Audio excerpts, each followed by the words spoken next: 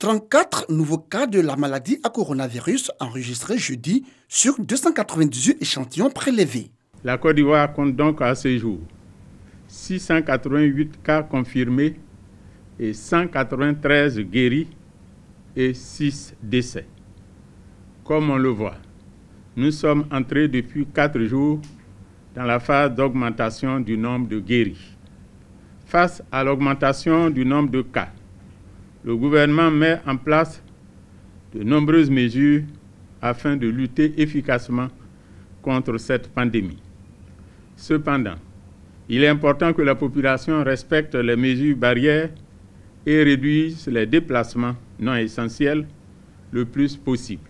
Le ministère de la Santé et de l'Hygiène publique a reçu un lot de produits pharmaceutiques de la Chine aujourd'hui pour mener efficacement la lutte contre le nouveau coronavirus. Riviera Faya, dans la commune de Cocody. Yaya Dirasouba, entrepreneur dans l'immobilier, est en pleine réunion avec ses collaborateurs sur les recouvrements en cette période de maladie à coronavirus. Après la réunion, départ sur les chantiers de construction. Ici, le nouveau coronavirus impose son veto. Arrêt total des travaux. Vous voyez très bien le chantier et nous avons des difficultés pour avoir le sable. Et depuis le corona a commencé, y compris les carrières des graviers, ils étaient fermés momentanément. Bon, ça commence à s'ouvrir petit à petit et nous avons du mal à trouver même des personnels.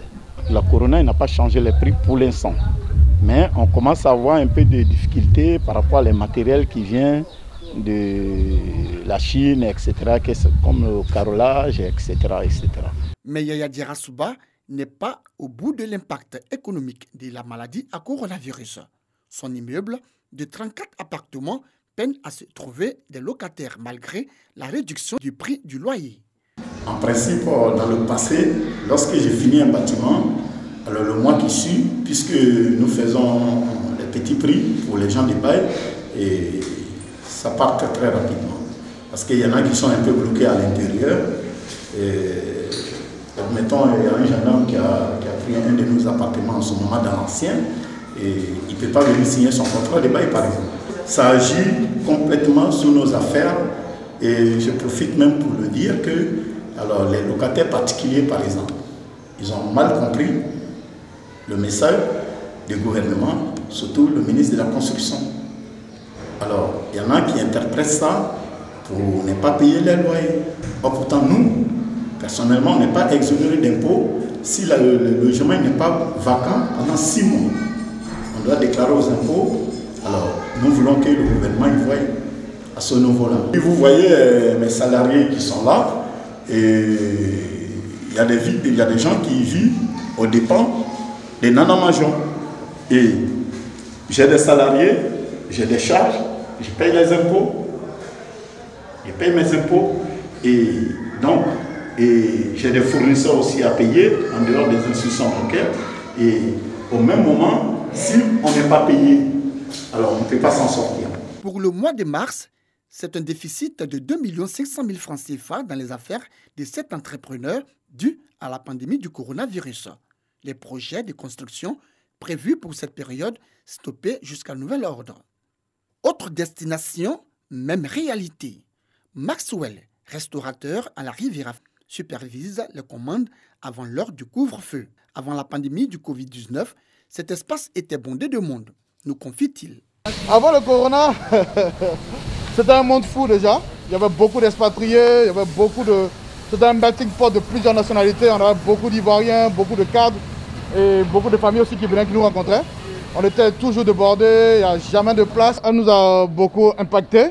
Déjà, de 2 restaurants, nous avons fermé les 2 restaurants. On a ouvert tout dernièrement pour juste faire des livraisons. Voilà.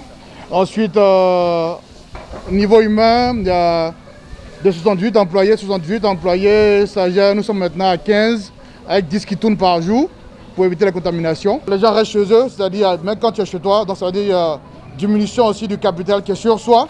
Donc le chiffre d'affaires a été divisé par 4. Nous on tourne autour de 500 à 600 par jour, là on tourne autour de 100, 150, c'est vraiment compliqué. Les tables sont rangées pour faire place aux plats importés. Pour la circonstance, les commandes sont enregistrées ici. Nous recevons toutes les commandes des clients. Et en plus de ça, nous aussi, on a nos différents numéros sur lesquels nos clients peuvent appeler. On reçoit les commandes directement ici et puis nous les traitons. Les commandes ne sont pas les mêmes parce que les clients n'ont plus la possibilité d'arriver sur place. Quand un client arrive sur place, on a la possibilité de le faire consommer un peu plus. Sinon, lui-même, il peut consommer un peu plus par la boisson et puis après manger, faire des suppléments de commandes et autres. Avec la livraison, c'est un peu plus compliqué. La salle VIP est quant à elle transformée en salle d'emballage avec un personnel réduit. Ici, c'est la salle climatisée qui a été prise pour faire... on ne reçoit plus de clients, donc on utilise ici pour faire des montages de plats. C'est-à-dire les burgers, tous les plats sont montés ici et peuvent être emportés. Maxwell essaie de tenir bon à travers les flammes de ses grilles, de ses sticks de bœuf malgré la maladie à coronavirus. Il livre désormais la nourriture aux personnes contraintes à rester chez elles.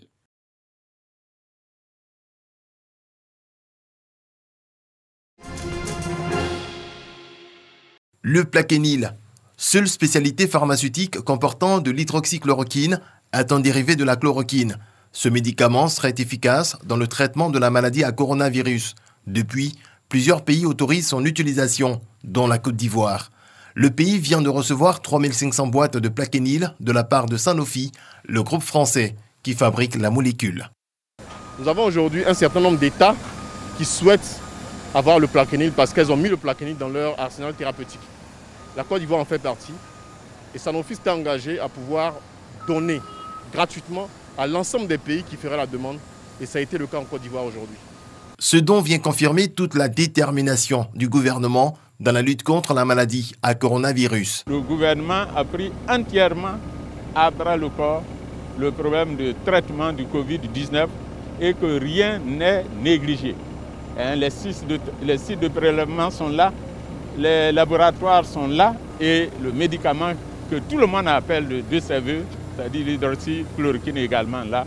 Disons que avec la grâce de Dieu, nous viendrons à bout. Les médias et l'opinion publique ont commencé à s'intéresser à la chloroquine lorsqu'à la mi-mars, le professeur Didier Raoult a présenté les résultats d'une étude considérée comme encourageante.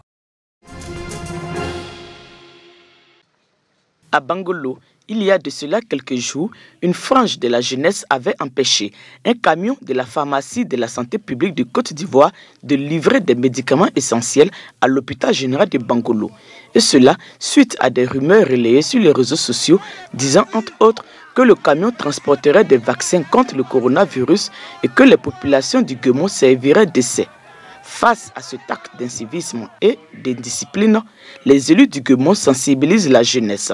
Seredo Célestin, président du conseil régional du Guémon, Thierry Taï, député, et Ga Arsène Roger, maire de Bangolo, montent au créneau. Tout en condamnant l'acte posé par une partie de la jeunesse, ils exhortent l'ensemble des jeunes du Guémon à être plus responsables. Comment peut-on comprendre qu'un président de la République veuille envoyer des vaccins dans une de ces villes données pour tuer les populations? Nous leur avons dit d'être vigilants parce que la période est très sensible. Tout type d'intoxication est aujourd'hui la bienvenue. Je suis toujours peiné de voir qu'on donne une image assez négative de la ville de Bangolo. Nous, les élus, nous sommes là aux côtés de nos parents pour leur dire qu'il faut faire attention. Il faut écouter les conseils qui sont relayés, que nous relayons, les conseils du gouvernement, que nous relayons auprès de la population. Les principaux leaders des jeunes, reconnaissant leur tort, ont présenté leurs excuses aux autorités sanitaires, sécuritaires et préfectorales. Ils promettent s'impliquer aux côtés de leurs élus et cadres pour sensibiliser les jeunes du Guémon à tourner résolument dos aux actes d'incivisme, surtout en cette période de crise sanitaire liée à la pandémie du Covid-19.